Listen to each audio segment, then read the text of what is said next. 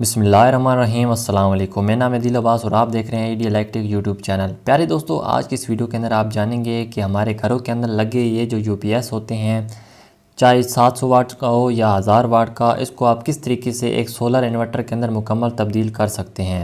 जी हाँ दोस्तों, ये जो यूपीएस होगा ये आपका सोलर इन्वर्टर के तौर पे काम करेगा। इसके साथ आपने सिर्फ 2 सोलर पैनल लगाने होंगे। इसके लगाने का मुकम्मल तरीका, इस पर कितना आप लोड चला सकते हैं, इस पर कितना आपका खर्चा आएगा, सब कुछ दोस्तों इस वीडियो के अंदर मैं आपको डिटेल से बताऊंगा। बस आपने वीडियो को मुकम्मल देखना है ताकि आपको इसकी अच्छी तरीके से समझ आ सके।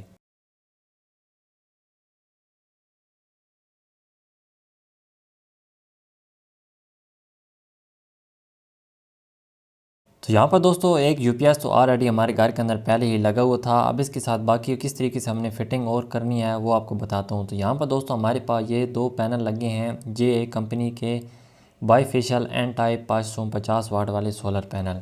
तो यहाँ पर दोस्तों इसको लगाने के लिए हमने L2 फ्रेम इस्तेमाल किया है। इसके साथ और कौन कौन सा सामान लगाना है तो उसके लिए आप मेरी ये वाली वीडियो देख सकते हैं। सोलर की फिटिंग हमने मुकम्मल कर लिया है। अब इसके साथ दोस्तों हमने MC4 कनेक्टर के कनेक्शन करने हैं।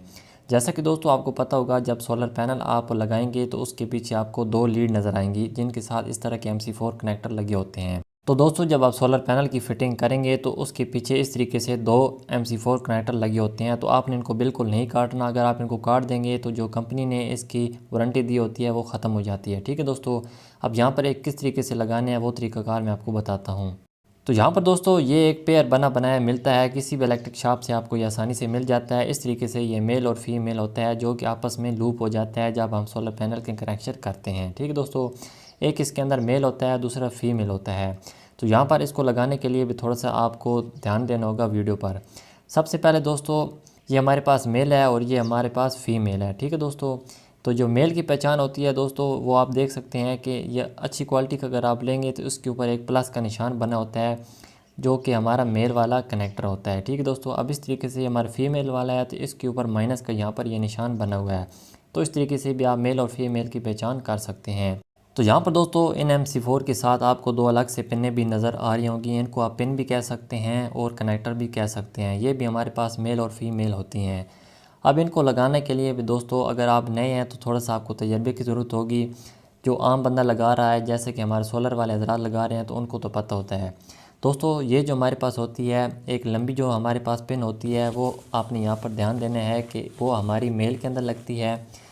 ये हमारे पास होगी फीमेल वाली जो कि हमारी मेल के अंदर लगेगी। ठीक है दोस्तों, ये हमारे पास फीमेल की पिन है जो कि हमारी इस मेल वाले के अंदर लगेगी और ये जो मेल वाली पिन है ये हमारी फीमेल के अंदर लगेगी। आगे इसको किस तरीके से लगाना है वो भी मैं आपको बताता हूँ। तो यहाँ पर दोस्तों इसको लगाने के लिए सबसे पहले हमारे पास ये जो MC4 की कैप होगी इसको आपने उतार लेना है और इस कैप को पहले आपने वायर के अंदर दाखिल कर लेना है। ठीक है दोस्तों, तो यहाँ पर दोस्तों आपने बिल्कुल थोड़ी सी वायर की इंसुलेशन उतारनी है और इस तरीके से पहले रख के चेक कर लेना है। अब यहाँ पर इसको लगाने के लिए एक MC4 टूल होता है, क्रिम्पिंग टूल, जो कि स्पेशल इन MC4 को लगाने के लिए यूज़ किया जाता है। 2.5 mm से लेकर 6 mm तक की जो ये MC4 कनेक्टर हैं वो आप इस क्रिम्पिंग टूल के साथ लगा सकते हैं।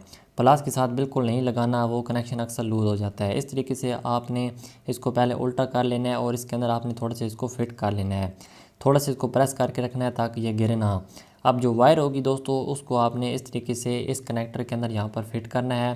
पहले फ़िट करना है फिर आपने इसको बाद में प्रेस करना है। तो यहाँ पर हमने इसको पहले फ़िट कर लिया है। अब दोनों हाथों से अच्छी तरीके से इस क्रिम्पिंग टूल को दोस्तों प्रेस करना है ताकि बिल्कुल बेहतरीन तरीके से हमारी जो वायर हैं इस कनेक्टर के अंदर फिट हो जाएं।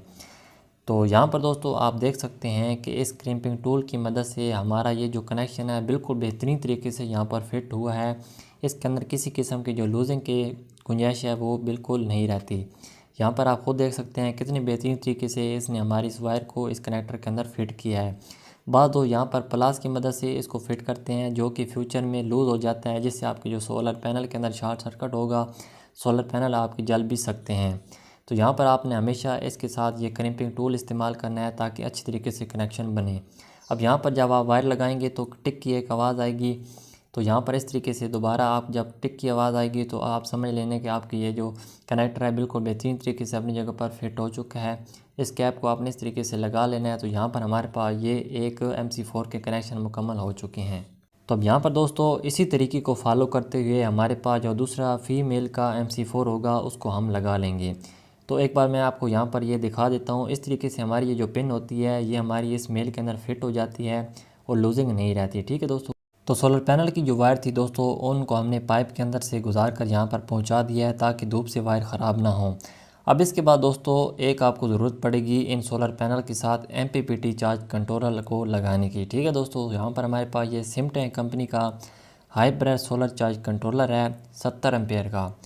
ये जो हमारे पास दोस्तों MPPT चार्ज कंट्रोलर है इसको आप सिंगल बैटरी के लिए भी इस्तेमाल कर सकते हैं और डबल बैटरी के लिए भी इस्तेमाल कर सकते हैं। अगर आप इसके साथ सिंगल बैटरी लगा रहे हैं तो फिर यहाँ पर आप इसकी स्पेसिफिकेशन पढ़ सकते हैं कि 1200 वाट की जो सोलर पैनल है वो आप इसके साथ सिंगल बैटरी के तौर पर अटैच कर सकते हैं।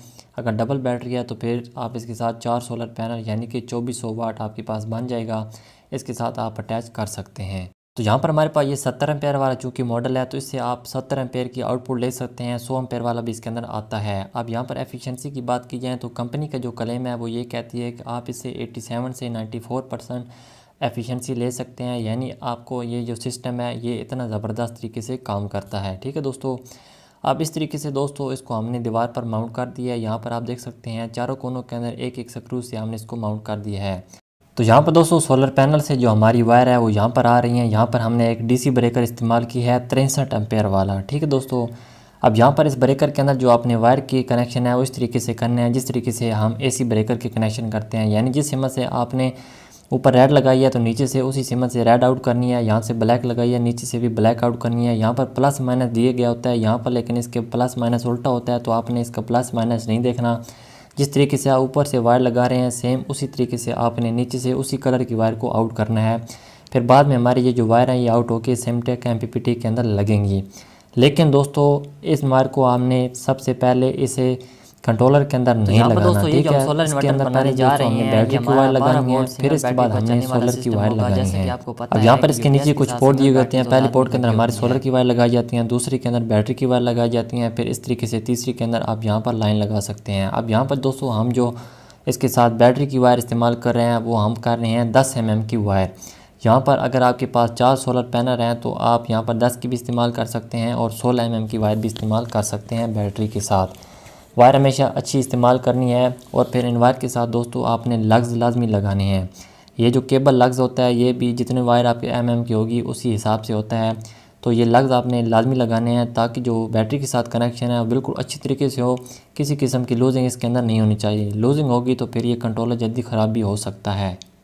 तो यहाँ पर दोस्तों आप देख सकते हैं कि बैटरी की जो वायर है वो हमने अटैच कर दी है और सोलर पैनल की वायर भी। यहाँ पर प्लस और माइनस का ख़ास तौर पे आपने ख्याल रखना है। इसके ऊपर ऑलरेडी दिया गया होता है किस हिम्मत में आपने कौन सी वायर लगानी है। यहाँ से हमारी जो वायर है वो होकर सीधा हमारे बैटरी के टर्मिनल के साथ आकर अटैच हो चुकी हैं।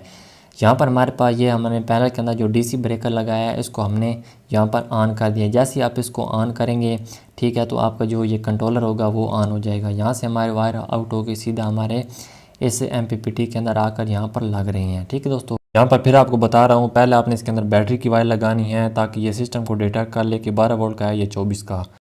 तो अब यहाँ पर दोस्तों असल हमारा काम आता है कि हमारा जो UPS है वो किस तरीके से यहाँ पर सोलर इन्वर्टर का काम करेगा। अब यहाँ पर दोस्तों हम ये एक पावर लीड तैयार कर रहे हैं। इस कंट्रोलर को हमने जो पावर देनी है वो यहाँ पर हमने लाइन देनी है। ठीक है दोस्तों। यहाँ पर ऑलरेडी हमारे पास ये पहले ये हमारे पावर वाला बोर्ड लगा हुआ था UPS का, जो हम UPS को पावर दे रहे थे। अब यहाँ पर हमने पहले पावर देनी है इस कंट्रोलर को। फिर ये जो हमारे आउट की वायर होगी दोस्तों ये यहाँ से होकर पहले हमारे यहाँ पर लगी हुई थी, फिर अब ये यहाँ से होकर सीधा हमारी ये जो आउटपुट की यहाँ पर इसके कंट्रोलर के अंदर दी गई है यहाँ पर हमने लगानी है। इस तरीके से लगाएंगे तो हमारा ये इन्वर्टर का काम करेगा। वो आगे मैं आपको दिखाता हूँ। यहाँ पर हम 729 की वायर इसको पावर देने के लिए इस्तेमाल कर रहे हैं। तो यहाँ पर भी दोस्तों ऑलरेडी मेंशन होता है कि यहाँ पर आपने कौन सी वायर लगानी है। रेड हमने यहाँ पर लगानी है L पॉइंट पे और ब्लैक हमने N पॉइंट पे लगानी है। इस तरीके से यहाँ से हमारी वायर इस पट्टी के अंदर आएगी और यहाँ से आकर हमारे इस बोर्ड के अंदर लग जाएगी। और यहाँ पर बोर्ड के अंदर हमारा ये जो सिंगल वायर वाला प्लग आपको नज़र आ रहा है इसको यहाँ से हम निकाल लेंगे और इसको निकाल कर हमने इसको UPS के अंदर लगा लेना है। ठीक है दोस्तों। अब इसके बाद यहाँ पर आप देख सकते हैं कि इस बोर्ड से हमने पावर ली है जो कि सीधे यहाँ से हमारी वायर होती हुई पहले हमारे इस कंट्रोलर के अंदर आएगी। यहाँ से हमारी पावर इस कंट्रोलर को मिलेगी और यहाँ से फिर आउट हो के आगे हमारी जो UPS की ये पावर जा रही है आउट की। ठीक है। ये हमारी UPS के अंदर जा रही है। यहाँ पर हमने इसको लगा दिया है। आगे यहाँ से हमारी ये आउट हो के आगे घर के लोड की जानिब चल रही है जो कि हमारा लोड यहाँ से चल रहा है। ठीक है दोस्तों। अब दोस्तों यहाँ पर मैं आपको बताता हूँ किस तरीके से हमारे ये सोलर इन्वर्टर का काम करता है। यहाँ पर दोस्तों हमारे पास ये सबसे पहले जो लाइट है ये सोलर की है, यानी कि अब हमारे जो सिस्टम है ये सोलर के ऊपर चल रहा है, साथ में हमारा ये बैटरी को भी चार्ज कर रहा है। ठीक है दोस्तों, यहाँ पर आप देख सकते हैं पीवी से हमारे जो वोल्टेज हैं वो भी आ रहे हैं।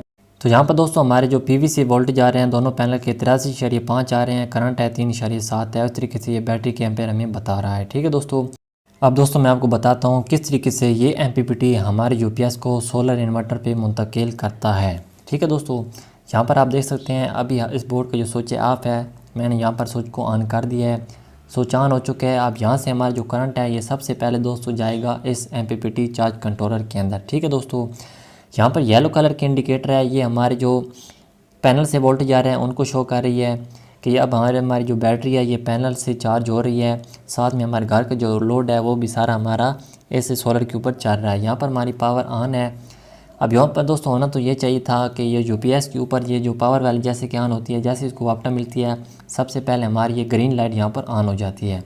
लेकिन जो कि हमारी वापटा भी ऑन है, लेकिन अभी हमारा जितना भी लोड है सारा बैटरी के ऊपर चल रहा है। ठीक है दोस्तों, क्योंकि ये जो हमारा कंट्रोलर है इसने हमारे सिस्टम को हाइब्रिड कर दिया, यानी कि सोलर के ऊपर शिफ्ट कर दिया है।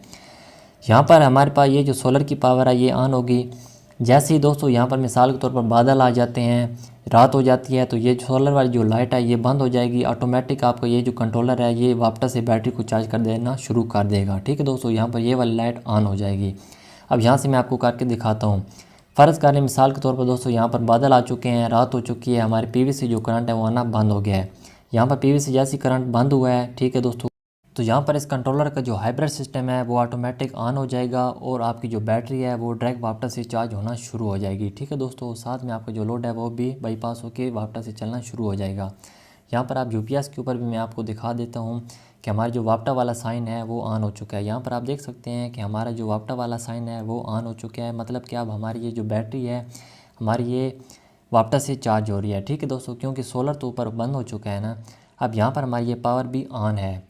अब यहाँ पर दोबारा से मैं आपको दिखाता हूँ कि किस तरीके से जब सुबह होगी, जब हमारे पैनल पर रोशनी पड़ेगी, दोबारा ऑटोमेटिक ये हमारे सारा जो लोड है और बैटरी का वो सारा ऑटोमेटिक सोलर पर शिफ्ट कर देगा। यहाँ पे मिसाल के तौर पर मैं ब्रेकर को अभी ऑफ है, ब्रेकर को जैसे ही दोस्तों ऑन करूँगा ये हमारे पीवीसी वोल्टेज को डिटेक्ट कर लेगा, ऑटोमेटिक हमारे वापस से लोड को हटा देगा और डायरेक्ट हमारा लोड है वो हमारा सोलर से चलना शुरू हो जाएगा। ठीक है दोस्तों, अभी यहाँ से मैं ब्रेकर को ऑन करता हूँ, तो यहाँ पर ब्रेकर को मैंने ऑन कर दिया है। अब जैसे ही हमारी ये जो कंट्रोलर है ये हमारा सेंस करेगा कि इसको पीवीसी वोल्टेज आना शुरू हो जाएंगे। यहाँ पर आप ख़ुद देख सकते हैं जैसे ही इसने डिटेक्ट किया है कि हमारे पीवीसी वोल्टेज आ गए हैं, ख़ुद ब खुद ही इसने हमारा जो लोड है वो वापस से हटाकर सारा लोड हमारा सोलर पे इसने शिफ्ट कर दिया है। ठीक है दोस्तों, अब हमारा जितना भी लोड है ये साथ हमारा सोलर पे चल रहा है, साथ बैटरी भी यहाँ पर ये चार्ज हो रही है।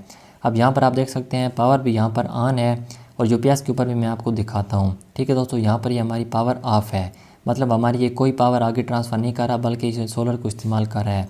यूपीएस के ऊपर भी आप देख सकते हैं कि हमारा जितना लोड है सारा बैटरी के ज़रिए चल रहा है। ठीक है दोस्तों, तो इस तरीके से इस सिमटेक कंट्रोलर ने हमारे सिस्टम को बेहतरीन तरीके से फुल ऑटोमेटिक ये सोलर इन्वर्टर बना दिया है। अब यहाँ पर दोस्तों आप देख सकते हैं बैटरी ये हमारी चार्ज होती रहेगी और जब ये ग्रीन लाइट एक जगह पर स्टेबल हो जाएगी समझिए कि बैटरी फुल चार्ज हो चुकी है। तो अभी हमने ये जो सोलर इन्वर्टर बनाया है, तो यहाँ पर लोड की बात की जाए कितना लोड ये चला सकता है, तो जैसे कि आपको पता है घर का जो नॉर्मल फ़ैन होता है वो 80 वाट का होता है। अगर आप 8 पंखे चलाना चाहते हैं तो 80 को आप 8 से मल्टीप्लाई करें 640 वाट बनता है, 1000 वाट का हमारा यूपीएस है।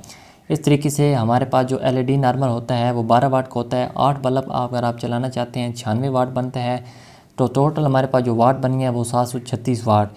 तो इस तरीके से दोस्तों आप डे टाइम इस पर वैसे तो बल्ब की ज़रूरत नहीं पड़ती, तो आप 8 पंखे डे टाइम फुल स्पीड से बिल्कुल जब तक सोलर आपका रहेगा आप 8 पंखे इसके ऊपर चला सकते हैं। फिर इसके बाद दोस्तों बात आती है रात की, तो रात को जब आप बैटरी से अगर अच्छा बैकअप लेना चाहते हैं तो फिर आप 8 के बजाय 4 पंखे कर लें और इस तरीके से जो बल्ब है वो आपके 8 भी चल सकते हैं और आप बैटरी से अच्छा खासा बैकअप भी ले सकते हैं। ठीक है दोस्तों, तो दोस्तों अब आखिर में बात करते हैं इस टोटल सिस्टम पर हमारी कितनी कॉस्ट आई है। तो दोस्तों यहाँ पर हमारा ये जो 2 सोलर पैनल हैं और हमारा सोलर स्टैंड है, कुछ वायर हैं, एक कंट्रोलर है, तो कुल मिला के हमारा 88,000 रुपये का ये सारा सामान आया है। और जो यूपीएस था और बैटरी थी ऑलरेडी हमारे पास पहले से लगी हुई थी।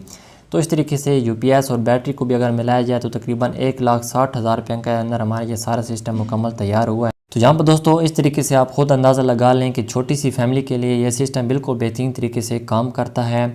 आप ख़ुद अंदाज़ा लगाएं कि जब सारा दिन वापटा कट रहेगी, आपका जितना भी स्माल लोड है, पंखे वगैरह, वो अगर आपके सोलर पर चलते रहेंगे तो इससे आपकी जो बिजली की बचत है वो काफ़ी हद तक हो सकती है।